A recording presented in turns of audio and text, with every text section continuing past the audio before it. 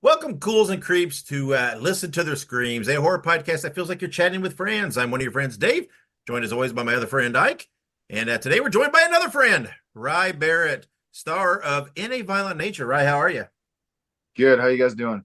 Doing very good. We got a lot to talk about today, and we're going to start off. You're from Ontario, right? Based in Toronto.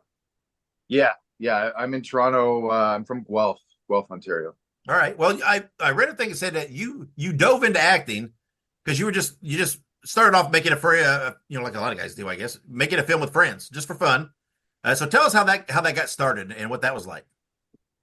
Yeah. There was I had a couple of friends who were just same film geeks as me, and they were in film school and just kind of screwing around with the idea of making a film. And they invited me to a meeting, and I thought that was going to be something to do with behind the scenes editing or I don't know something like that because I was in communications and working on that stuff at the time.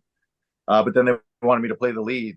They knew that I was in drama, and we went to high school together and stuff too. So I ended up playing the lead in that, and it got picked up by Lionsgate and Alliance Atlantis. Just at the time, there was no real micro budget market, so we Yeah. just got this huge deal, and it got sent all over the world and released everywhere, and we thought we'd made it. We couldn't have been further from the truth. Yeah. Well, yeah, I mean, it's got to feel like an accomplishment though, right? When you're just doing something to kind of wet your feet, to have a little fun and Yeah, exactly. you And know, it's, it's I mean, it was a great experience. We learned a lot, but it's a terrible movie. It's funny to go back and watch it now. It's like an Evil Dead ripoff, but we formed some great friends, and a lot of the people who actually made that movie have gone on to continue to make stuff too. And I go back and make stuff with them sometimes now. cool. Yeah. Well, like we talked about, you have several acting credits, including the, in your words, the horrible Evil Dead ripoff. No, I'm kidding. But you also have a few writing credits. Do you enjoy being involved on the more creation side of the film versus the on-camera side of the film? Uh, yeah, I mean, I think I equally enjoy them. They're just very different things. But I've always been a writer too. Just ever since I was a kid, I was always writing short stories and kind of drawing comics and stuff like that too. So it's just yeah, that's just always been a creative outlet too. I just love film in general, so any kind of part of making it is just I find just such a great rewarding I don't know creative outlet to just kind of explore different things you want to try. Yeah. Do you have a film that hooked you? That you have this passion for film, right? Was there a film that when you saw it, you thought, hell yeah, that's what I want to do? Uh, One like there's a lot.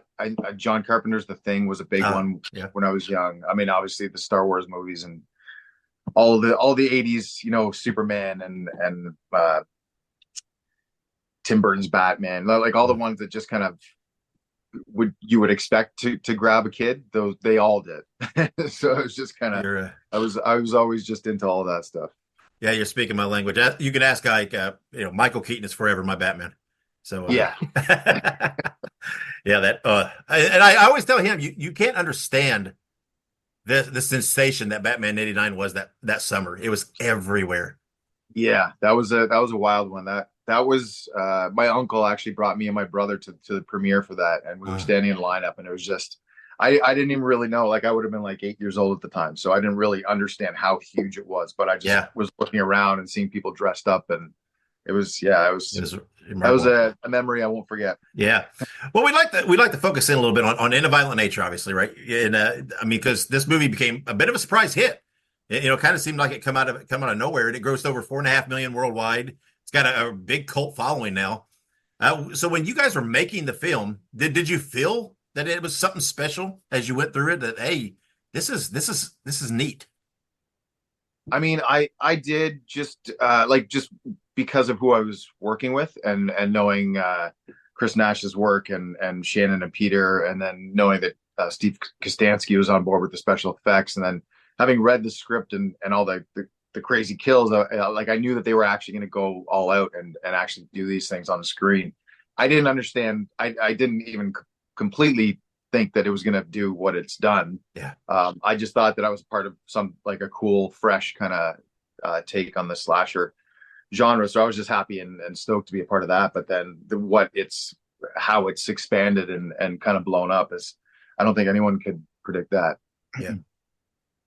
No, absolutely. And Dave and I, when we reviewed the movie, we were both obviously blown away by this movie. Me particularly, I quite enjoyed the, I guess you could say the difference and how you guys filmed it, which we'll talk a little bit more later about. But specifically playing the main character, Johnny. Obviously, Johnny's is a very interesting and unique character. But when we reviewed the film, we talked about how he had this really iconic look, right? The mask, the hooks, the whole nine.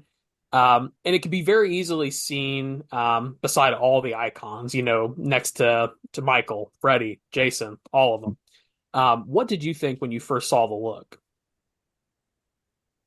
I mean, I was excited. It was interesting too because we did some fittings. So with the mask, because I don't know if you guys have heard that the movie was essentially shot twice. Um, and so the second time around, when I came on board, there was some retooling of the costume too, to fix some issues that they noticed when they started watching stuff, and just to make it a little more form fitting, and just the design of the front of the face too. So when I first saw it, it was the original version, and then Chris kept coming back and reworking on it and just kind of tooling it a little bit. And I mean, I thought it was cool right off the bat. It just has its own unique look, but at the same time, kind of is familiar to stuff we've seen before, like My Bloody Valentine, Friday, like all those things that had those little kind of details to it that you can look at it right away and immediately place it somewhere. So I knew, I was like, oh, this is great. And then the design of the body is very much based off of classic slasher, like The Burning and Friday the 13th and stuff like that too. So it was just great seeing that design and being like, okay, we know what kind of character this is right off the bat. Audiences are going to know it's an easy entry point. And I just love the look of them. Yeah, absolutely. And and you mentioned it, so I was going to ask, but I'm very glad that you mentioned it. So I have seen the interview. I think it was with Points of Review. Chris Nash basically has talked about he shot 70% of the film, and the original actor for Johnny I had to step down because of an illness. So when you were approached, basically you were having to step in and say, okay, now I'm going to do what this person did, and I'm going to have to reshoot this whole film. Was that daunting to you to say, like, this movie was pretty much already shot, so now I'm stepping in and I got to try and do as good or better? Well, it was kind of a different situation because so they had lost their actor, and then they tried out a bunch of other people to kind of jump into the suit, like just different people that they had met up on the day, another actor or whatever. So it just wasn't working. Like they just weren't. It wasn't like a cohesive character. Like you could just tell it was different people playing it. And because you're with Johnny for very much of the film, they really wanted it to have a cohesive kind of one character trait through the whole thing. So I came on after the fact, and because I was unsure at first too as to like if they were going to be using the past footage or anything too. And then so once it was kind of clear that it was going to be all me, then that gave me the freedom to just create my own character, my own version of Johnny, and his own movements completely. Just I got to see some of the original footage, and it was mostly just behind Johnny walking stuff. So even with that, it was a lot of freedom to I it was kind of like a storyboard almost, getting to watch a previs beforehand. So I really just got to, I had the freedom to do that. I worked with Chris and Peter and Shannon. We did a couple of meetings and just went through some movements, and I just kind of showed them my version of what I would do, and then they let me know, okay, or Chris would let me know if certain things would be sped up or slowed down. But a lot of that was to do with like at what moment in the script we were at too. Yeah. Yeah. And let's talk about the unmasked shots, right? There's not a whole lot. There's one scene in particular. That's you as well, right? I mean, in the unmasked. Yeah. Yeah. Talk to us. What's the makeup like that? How long did you have to spend in the chair for makeup for that? Because it's you don't look like they really did you up there. So yeah, that was so there's a bunch of other shots where you'll see Johnny with the mask off, but you just see the back of his head. Right. Yeah.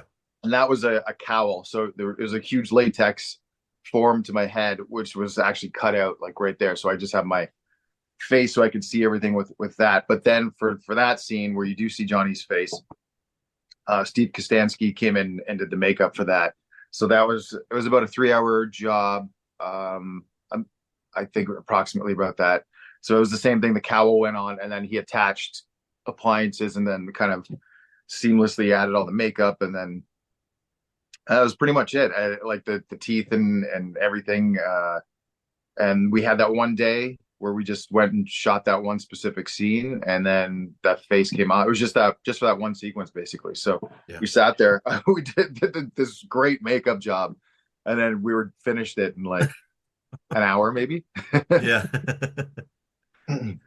Well, and in that unmasked scene, believe it or not, despite like you said, all the work and the little amount of time that you see it's pretty, I would say, either iconic or Impactful. very impactful. Yeah, that's a better word, because it's Johnny and he's playing with the toy card that was attached to the keys, I believe.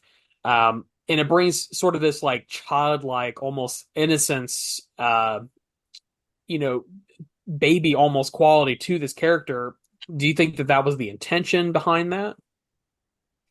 Yeah, I think kind of just to give the audience a moment to have empathy for the character, even though you've just seen him do terrible things, and you're about to see him do terrible things moments later again too. But it is kind of that Frankenstein's monster moment where you get to feel for him and to see a little bit of humanity that was there, which also kind of connects to the story, the legend that's told. So that some of it is true. At least it's not like that was supposed to be one of the intentions, that all the myths and the stories told are somewhat of the truth, somewhat of what happened, until maybe you see another version of it or hear more information on it, sort of thing. So Chris left it ambiguous that way, but I think that scene helps that a lot too, because you do get to see just a little bit of humanity before he starts smashing people up again. Yeah, I mean, was it important to you? I mean, and Chris, to play that pure drive, right? There's just it's like there was a purpose behind what he was doing, right? I mean, I know he was horrible, the kills are horrible, but he had this necklace. It was important to him. He wanted it back. So it was like he was going from point A to point B and just going through whatever was in the way. Was that how it was addressed to you? As, hey, this it's weird because it's like I said, it's almost this innocence to it, right? There's a purity to it because it's almost like in his mind, in Johnny's mind, it's just a means to an end, right? He's getting back what's his, and it's almost like he doesn't even have a concept of it's wrong what he's doing. Yeah, pretty much. Because it like Johnny he sort of works as an animal that way too, and that's the one part of humanity that's there with him too. And these people are in his territory, and they're touching his things and taking this one connective thing that he has to his humanity. So it's just kind of, yeah, I mean, and that's left open a bit too, right? Just to kind of keep things a little more creepy too. But I think that's the intention. Yeah, it's very Jason-like, right? Because I mean, almost Jason seemingly never grew up beyond that young child with his mom. It's very kind of reminiscent of that same feel of, yes, he's a villain, yes, he's doing these horrible things, but it's like you have a little sympathy, right? I mean, it's you feel a little pity because of the situation. Yeah, it's that classic, there's always one. I mean, Michael Myers might be one of the only ones who's not, but there's often the slashers always kind of tormented as a kid or something beforehand. But Yeah, that's, I mean, I guess Myers kind of is in the other iterations of it, but yeah. Yeah, we don't talk about the Rob Zombie. No, I'm joking. I'm joking. Um, but we talked a lot about sort of the work behind Johnny, and not only just the makeup, but the sort of getting into the role and everything else. But you mentioned the horrible things that Johnny does, and probably one of the most iconic scenes in this film is the kill on the cliff. I mean, people have been talking about it nonstop. People are saying that it's going to be kill of the year. Give us a little insight on how that scene kind of developed during filming. I mean, that one was a lot of fun. That was honestly when I was reading the script, the stuff happens, and I was like, all right, this is cool, and then it gets to that scene in the script, and it is line for line, like exactly how they wrote it. And I mean, they had to design it like that ahead of time just for all the prosthetics and effects that were used. So I was excited for that scene right off the bat, and then seeing all the the prosthetic and special effect wizards that were all there. There was like a team that came specifically for those days and stuff, and yeah, I just sat back. Me and Charlotte did the scene. We'd step in and do our things, and then we'd step back, and the effects guys would step in and do theirs, and just keep adding more and more blood. And by the time, like, they were all just covered in everything, and it took. I thought it was 2 days that we did it, but I guess because we had to keep going back to that location because we kept running out of proper daylight. But I guess it took about 4 days in total. I think because we had to come back to shoot the majority of the all the effect stuff of the kill, like with the head and all that stuff, was about probably about 4 or 5 months later. Because the whole area looked different. They had to like cut back the weeds and everything to make sure it would match. So there was a big span in between there, and it did take a while, but they took the time and care to go back and then they reshot other pickup stuff, and inserted, like, there was like a neck pop and all these other little gooey extras to just kind of like accentuate the whole thing. Yeah, it's very unique because it's hard to get a unique kill in slashers anymore, right? You almost feel everything's been done, right? Maybe you can do it better with modern technology and modern effects, but it's very hard to get a unique kill. And that one's definitely, I mean, it's different, right? It's very unique. And something else Yeah. it's really unique about this is the perspective on shooting, where you see things, from Johnny's point of view a lot of times, right? With him from behind him. It's almost like a video game point of view at times. You're seeing him moving on his search for the necklace. When you read the script, preparing for the role, what did you think of it? How did that strike you, being so different? Did it initially strike you, how's this going to work? Because it's so different. Yeah, I mean, like, that's part of what I thought was exciting about when they described how they were going to be shooting it. Because at first I was kind of like, they're telling me the story, and I was like, this sounds really familiar, and I'm like, where's the hook? And then they're like, but we're going to show this whole thing is going to be from his perspective, or like behind him, or following him. Yeah. So then I was like, oh, okay, so we're kind of flipping everything here, and that I thought was such a cool thing, because we all know the formula for slasher movies, but we don't get to see what the killer is doing the whole time. And I've always been such a big fan of, I mean, horror and slasher genre in general. So we've gotten to see. There's been some different films like that. There was a Leslie Vernon and Maniac that was directly from his perspective. So it's cool. I love seeing different attempts at showing different versions of that, and the fact that they were kind of doing something different with this one, and a different kind of a character too.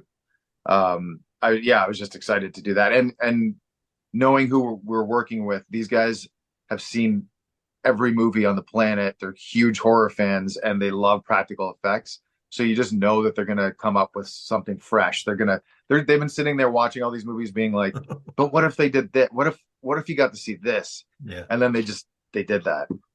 Yeah. Did they get a count on how many steps you had to take in this film? No, man, we would have lost track the first week for sure. You definitely got your cardio in, didn't you? Yeah. Well, before we move on, I have to say you name dropped the movie Behind the Mask, The Rise of Leslie Vernon. That's hands down one of my favorite slasher movies of all time. And Dave has yet to watch it, but that's on his list. We have lists for each other for movies that we need to watch. So, but yeah, good movie. Yeah, it's a lot of fun. But talking about the whole walking thing, before we move on from that, I would be remiss to say on our show, we do a segment called Wives Rebuttal.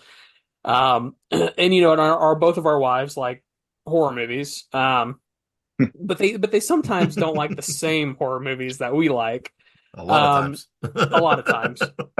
That's fair.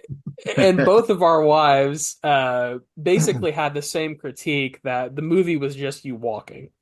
Now, in my opinion, I enjoyed it. I thought it was different. It had a sort of surrealism to it, where you're like, this is literally just mindless. He's just doing this to do this. And I thought it was great. And obviously the internet kind of sides to some degree with the wives. They're complaining about the walking, which it's fair. right. And I get it to some degree, but how do you deal with sort of that critique when I mean, truly they're critiquing you, and I think it's unjustified, but how do you kind of deal with that? Honestly, like we get it. Chris even said he's like I'm basically designed this movie for like seven people, and Yeah. so it's for a very specific crowd who was looking for something like this, and the fact that it's kind of gotten attention far beyond that, and it seems to be a bigger crowd of people than that we ever expected that do appreciate it. I mean, it's something different. It's something, in its own kind of area. And you know what? We're not telling everybody you don't have to like it. It's not, you don't have to go see, like, I mean, go see it if you think it's something that interests you or you want to see something different. And just give it a spin. But like, I mean, we know it's not gonna be for everybody. It's a divisive film. It's not supposed to be. And if it was, it would probably be forgotten pretty quickly. Yeah. No, I don't think anybody's going to forget this anytime soon.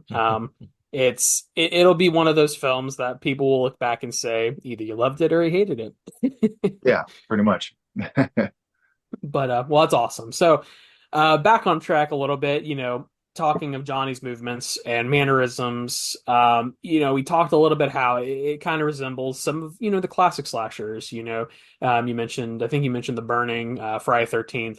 But what were some of your personal inspirations for his movements and mannerisms? Any actors or characters that you specifically were like, I kind of like that, pull from there?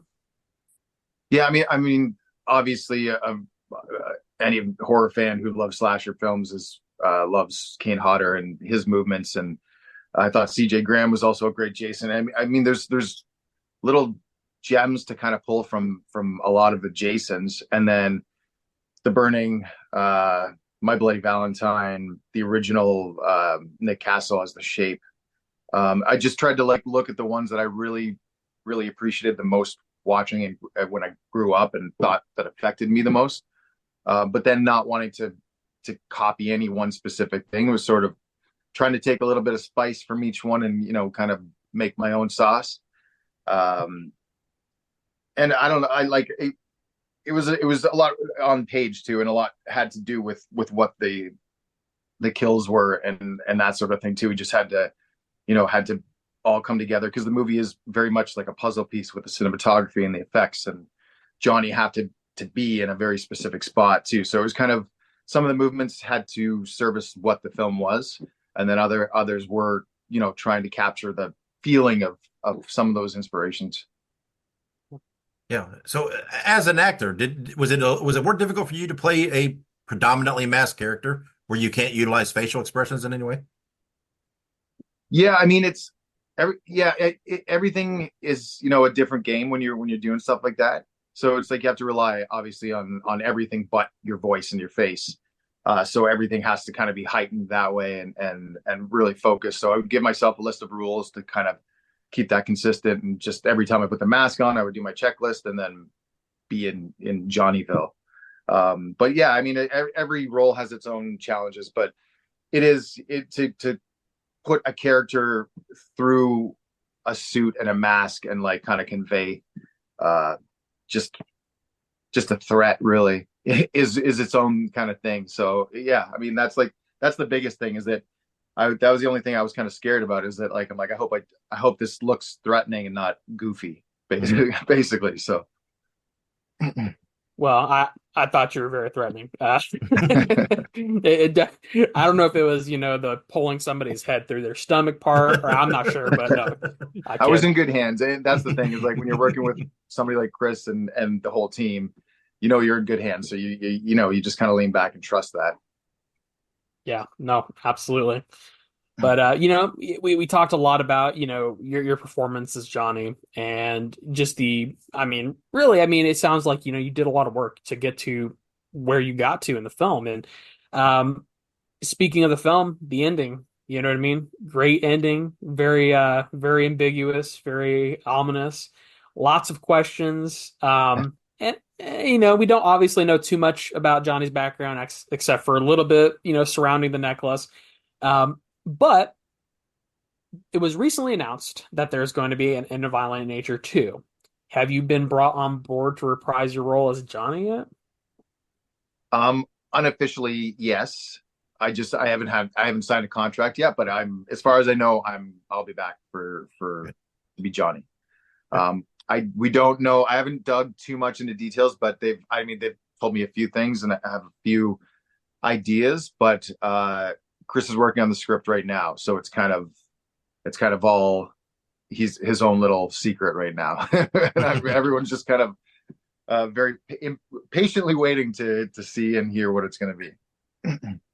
Yeah, that's good. It's right. I mean, these movies have become iconic and remembered, or with guys like Chris, it's their passion, right? It's those kind of movies that people talk about forever, right? It's not, oh, I got picked up to do this movie, so it pays well, I'll do it. It's these guys that this is their ideal. They want to see it through. Like you said, Chris said, I wrote this for 7 people, maybe. So he obviously did it for, because he thought it was a good idea, going to be a good movie. Yeah, And I think that's part of what, you see that passion in the films and what makes them so appealing. But you mentioned like Kane Hodder and some of these guys earlier, right?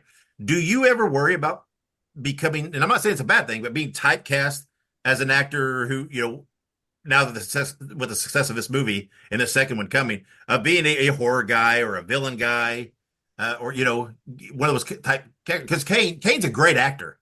He does a lot of good stuff, but people just think he's the guy that he does is. Yeah, these masked characters, and and he they was don't. doing it long before Jason too. Yeah, yeah, and people don't know some of his other stuff he's done where he really is talented. Does that worry you? Do you not even? I mean, you're like, just take it one role at a time. Are you Yeah, happy if that's what your career ends up being? Just, I mean, some people have less. I mean, yeah. I mean, I take it one role at a time like that because honestly, I'm just grateful for anything.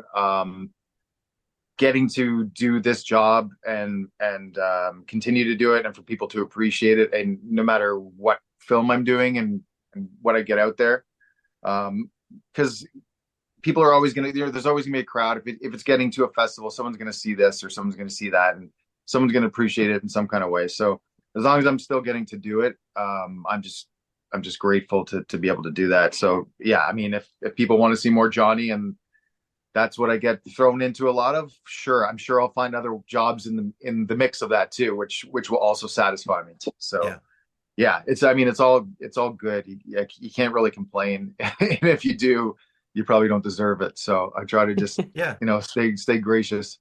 And well, you said you're a fan of horror too, because so I mean, from your perspective, it can be a lot worse, right? I mean, Yeah, I mean, exactly. obviously, you have some enjoyment in playing these roles then because you enjoy the genre. So It's yeah, I mean, it's a lot of fun, and it's fun getting to play as these characters that me and my brother and my neighborhood friends and kids would dress up as Jason and chase each other around and stuff like that. So getting to grow up and do this is, I'm still a kid basically. And then I also get to do a lot of other fun stuff like comedies and stuff. I just finished shooting a film that had some great improv people.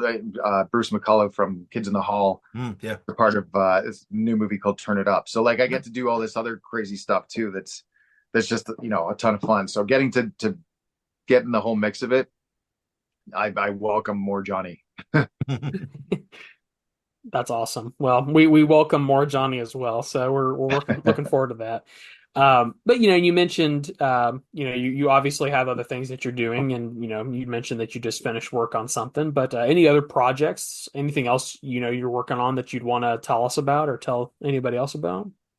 Yeah, actually, another one just came out with the same company that I just shot that other one with, Collingwood Film Company. They have a movie called The Hyperborean that just came out. We did another film with them called Cult Hero, but this one's it's like a dysfunctional whiskey baron family that opens this age-old barrel of whiskey, and they find a mummy inside, and the mummy is oozing with this otherworldly stuff, and then it gets crazy from there. So it's this crazy it's like a sci-fi horror comedy family movie. I don't know. It's but it's a something for lot of fun. everybody. Yeah, if you like quirky stuff, it's great. It's a lot of fun. I have another. We did a puppet. It's like Conan the Barbarian meets The Thing, but it's with puppets. by these special effects wizard guys, the Darushi brothers, and their son. And so that should be coming out soon. And I have another one that's it's like an '80s Adrian Lynn like erotic thriller mystery, partially horror too, called Cheat, which is coming out in September too. So there's like a bunch of different kinds of releases too. Like some are going to streaming, some are hitting physical media, and they're kind of all over the place. So Yeah. Oh, Ike and I talk about that all the time. It's such a great time for creators because there's so many platforms and avenues for projects to there get out is. there. It's hard to keep track of sometimes because there's a premiere for a different sort of thing like all the time. So Yeah. I mean, it's great because it gives you something to promote and to keep mentioning it and keep it fresh. But it's hard to Yeah, I keep bet. it straight sometimes. Well, see, I don't. Yeah, you'll never get typecasted. That's a wide variety of projects right there. I mean, you apparently you can do a little bit of everything there. And apparently all in that one movie. It's all the whole range. Yeah.